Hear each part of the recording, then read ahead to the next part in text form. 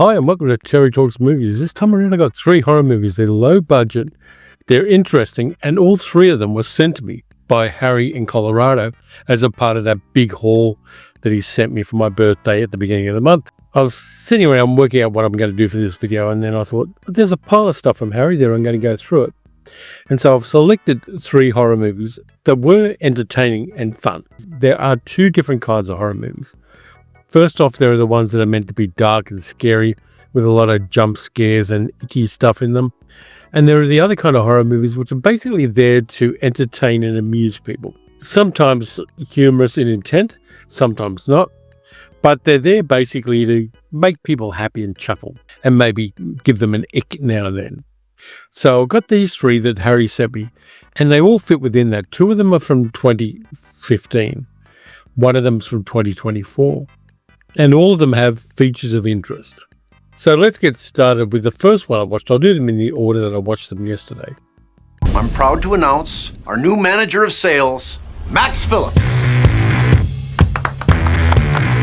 What do we sell here? Shake weights. Our mustaches. The Abinatrix. No, Michael. We sell dreams. That's my name. Our goal for this month, $1 million in sales. And if we don't, we'll be forced to kill all of you. A movie directed by Brian James O'Connell. It runs a tight 86 minutes. It's a social satire as much as it's a vampire film. And it's a film that stars Fran Kranz, Emma Fitzpatrick, and Pedro Pascal before he hit big. Bloodsucking Bastards, which is a good title for a movie about corporate vampires. Could well be a movie about oligarchs and billionaires as well, but it's not. In this case, it's about a bunch of slackers who work for an outward-bound call center, which is trying to flog people dodgy pharmaceuticals. I suppose that's something that's allowed in America. Everybody there is playing computer games behind the scenes when they should be on calls. They've got a whole bunch of dysfunctional people working there. And I've got a cat meowing behind me.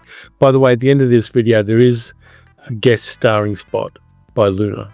So there's an acting sales manager called Evan, played by Fran Kranz, who was in Dollhouse, I think. I think that's his claim to fame. And he has broken up with his girlfriend because he said the wrong thing. The moment he said it was really, really a stupid thing to say.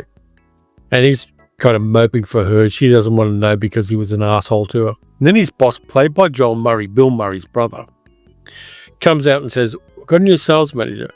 And it's not Evan.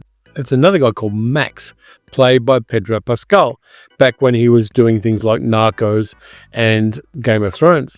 Pre-mustache Pedro Pascal. And he gives them a bit of an ultimatum. And then things start going strange. Some people who are slackers suddenly become corporate lackeys. Some people who were very kind of passive-aggressive suddenly become dead-out aggressive. And Evan and his friend Tim find out that Max is a vampire and he is turning other people in the business in order to get sales up. It's actually a corporate thing. Working with vampires is good for the company because it ups the sales targets. And so Evan and Tim and Amanda have to fight these vampires. Now, this is a low-budget film. It's filmed on a fairly small bunch of sets. The rooms aren't particularly big. The practical makeup effects are pretty good. And there are some really interesting parallels between corporate culture and vampirism. If you've ever worked at a call center or if you ever worked for a corporation, which I indeed have, you know that those parallels are very, very valid. And Pedro Pascal makes a nice vampire. I want you. I'm a virgin. You all are. There's tons of blood, some guts, but not as much as you might think. And the tone is very humorous. It's not the funniest vampire movie in the world, but it's an honest little bit of fun. Now, this one is a German Blu-ray of it. And on the back, you can see the vampire makeup. No notes on that. It's good, solid vampire makeup. There's a security guard who's very militaristic, and they think he's going to give them lots of weapons, but that doesn't turn out to be the case. It's just a bit of fun. It's light. 86 minutes is not terribly long. It's an honest little bit of fun vampire movie. And thanks very much to Harry for sending me that one. This is actually the German pressing of the Blu-ray. but it's not hard to get through the titles. Find the English language version. If you want the subtitles in English, that's not hard to find either. I had no trouble at all doing it. Even though it is a black cover box there, it's not a 4K because black cover usually denotes 4Ks. But this one's just a Blu-ray. But it's a bit of fun and I enjoyed it. I thought, I'm on a good roll here. It's going to be fun. And in fact, all three of them were.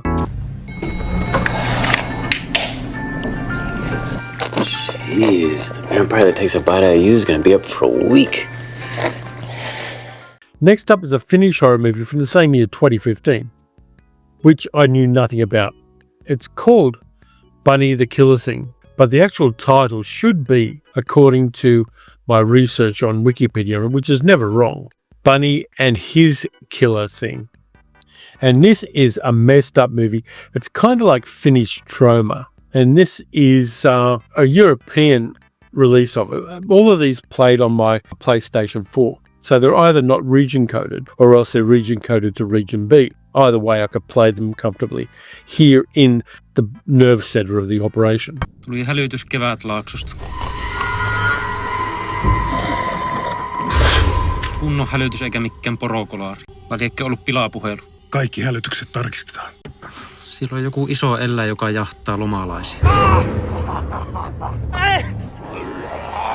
Sillä on valtava siiti. Se puhuu englantia. This one's a sick little puppy of a movie, and I'm there for that. It's set in winter in Finland, so the snow's falling and the pine trees are covered in snow and there's tons of snow around. And a whole bunch of young people are going up to a country cabin to have a weekend of debauchery and alcoholism. They've got a sauna there. They've got everything they need. And the guys want to hook up with the girls want to hook up with the guys. One girl's insecure about her chest. No notes on her chest. It's a nice looking chest. And a younger kid who's a bit of a perv who hides in the ambulance the two of them are driving up in and sneaks into the weekend even though he's a bit young. But there's a bit before the titles. A writer and his younger girlfriend are off to another cabin in the woods. He wants to get a novel written and also wants to shag his girlfriend. They get into the cabin and find a masked guy there with a shotgun. He blows the head off the girlfriend and injects an icky liquid into the writer. And the writer mutates into a 7-foot-tall human-rabbit hybrid with, how am I going to put this nicely so that YouTube doesn't get the vapors? With a baby's arm between his legs, an enormous schlong, which he twirls around like tassels on a stripper. He can only speak 2 words, one of which is pussy. And he is focused on anything that is or looks like female genitalia. Unfortunately, one of the characters in this movie is wearing some designer clothes made by a friend where the logo contains an image that looks like a female genitalia. So these young people are heading up the place in country. They find 3 Americans on the side of the road. Their car is sort of kind of broken down a bit and they can't find a hotel because there are no hotels out there. So reluctantly, they let these 3 guys stay with them, not knowing that they're criminals and kidnappers. Then the bunny attacks and the bunny continues to attack the group in various ways while 2 of the guys are in the garage trying to get the car fixed. And while many of the rest of them are in romantic dalliances of various kinds, some more reasonable than others. I'm not going to go into too many details about this because it's one of those movies you've just got to experience the madness of. It was directed by Jonas Makkonen, and I'm probably mispronouncing that. And he was one of the co-writers as well. I'm not going to talk about any of the actors because I can't pronounce their names. But this one's fun. Probably, from what I understand, it's got a whole bunch of different Finnish cultural references, which I don't understand because Finnish culture is way down my list of rabbit holes that I've dived down. And again, not too long. It's about 88 minutes. And there's a post-credit sequence that explains the jabbing the guy in the neck and turning him into a giant rabbit Sasquatch mutation thing. And that's sick as hell. There is a bit of nudity in it. There's a bit of swearing. Lots of blood and guts in this case. So we do get a little bit of the gore there. Again, it's a humorous movie. It's made for fun. And I heard nothing about this because Finnish horror movies don't really rate that big on the scale of getting some awareness of them done in Australia. There's the back cover. It's in Finnish, but it does have English subtitles, along with Italian, French, Spanish, and Finnish subtitles. So covers the waterfront there. This one's a recommend for me because I like gory, humorous movies. This feels like the kind of movie, had it been made 20 years earlier, would have been a definite weekly rental for me in a video store back in the 90s. A lot of fun. Enjoyed it a lot. And again, thanks to Harry for this one. If you can find a copy of Bunny the Killer Thing or Bunny and His Killer Thing, that appendage is quite menacing. You should watch it. Light stuff, but a lot of fun as well. That's the second one. Third one's interesting. It's from 2024. And it was made by a woman called Diane Foster, who is an actress, and it was written by her best friend, another woman called Alison Lobel, who plays the religious nut in the movie. It's set in Texas, but actually filmed in Los Angeles. And it's a movie called Easter Bloody Easter, which is one of the few Easter-themed horror movies. In it, Diane Foster herself plays Jeannie, a woman whose husband has left her, and she's drinking a lot, and she's kind of on the fringe of the social group, which is built around the church in a small Texas town. Her best friend Carol has a bunch of kids and a very loving husband, and her enemy is Mary Lou, played by Alison Lobel, who runs the social events for the church. They've got a dithery old pastor who's coughing his lungs out, and Mary Lou runs the place like it's her own private circus. Where's Lance? Is he okay? I was hoping you could tell me. Better run, you're gonna hop to Easter time. So grab your baskets and some comfy shoes. All you gotta do is follow the clues. This here is supernatural. The Great Horned Rabbit. There is another one called Megan, who is actually a monster hunter, and a group of weird little characters in this little Texas town, which suddenly gets attacked by a giant jackalope, which is not entirely dissimilar to the movie in Bunny and His Monster Thing. But the jackalope has recruited a whole bunch of the local bunny rabbits as his minions. They've all got glowing eyes. They'll rip your throat out at every opportunity. And so the whole town is besieged by the jackalope, which is a shapeshifter and maybe disguised as one of the people in the town, and his army of little bunny rabbits. Go hop to the left. Now hop to the right. This is a mad idea for a movie. Again, it's low budget, filmed in Los Angeles, and there's the back cover of it. But the interesting thing is, this is made from the perspective of middle-aged women, because Diane Foster and the other main female characters are in their 40s. And so they've got a little groundedness, and having the protagonists of this kind of movie not being young, beautiful girls or young, studly guys, but having them be middle-aged women with a bit of tire wear and a little bit of a history makes it kind of interesting. And yes, the special effects are rudimentary, and there are some pretty good practical effects, and there are lots of animatronic little bunny rabbits with glowing red eyes. There's also a subtext of this movie which is interesting.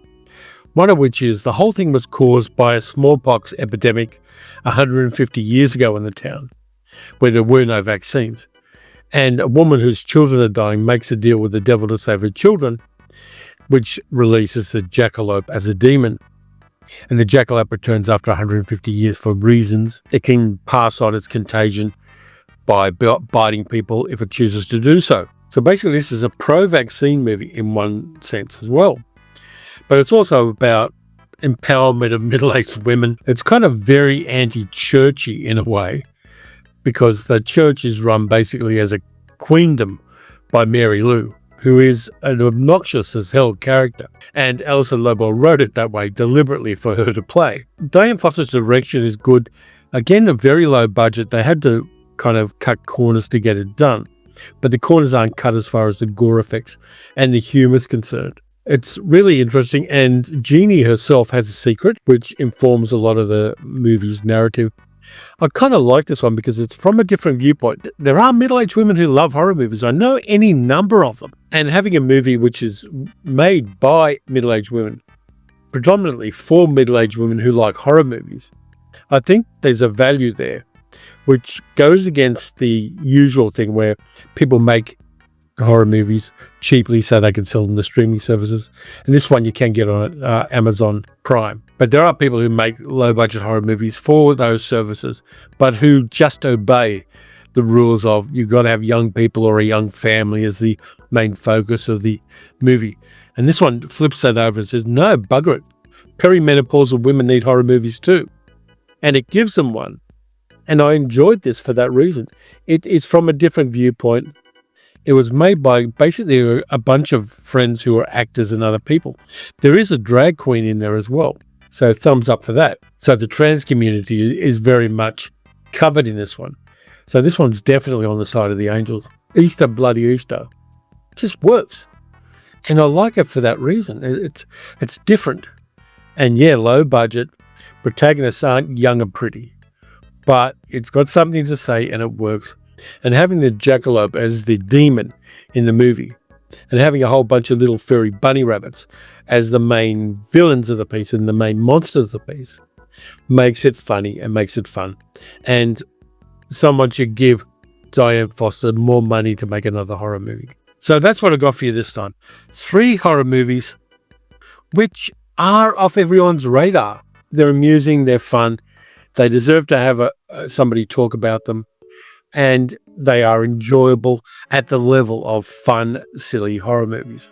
Next up, I'm going this afternoon to see Thunderbolts, and I'll be reviewing that Marvel movie for the Saturday Science Fiction Saturday video. It's going to be fun because I'm actually going to a preview, a press preview, which I haven't been to since the 1990s. So I'm going to that today. I'm going to enjoy that. Thanks a lot for watching. If you enjoyed the video, please like, subscribe, hit the notification bell. Tell me whether you've seen any of these movies. I know you have, Harry. I really like them. Glad I got them. They're staying in the collection. I can only recommend them because they are fun, entertaining, low pressure movies that aren't going to jump scare you and leave you at night, but are worthwhile and do what they intend to do quite well. The other thing you can do too, please subscribe. It doesn't cost you anything. You can also hit the notification bell. Give it a thumbs up if you think the video is worth it. Leave me a comment and let me know what you think of these films. You can also support the channel by becoming a channel member or by becoming a patron at patreon.com/TerryTalksMovies. It's a good year for film. Even the low budget films that come at me from unusual directions have been good this year. So 2025 is getting a tentative tick from me. So many good movies, so many good genre movies, so many movies that aren't just the usual shit. Until next time, watch some good movies, watch some worthwhile bad movies, and I'll catch you next time. How you doing?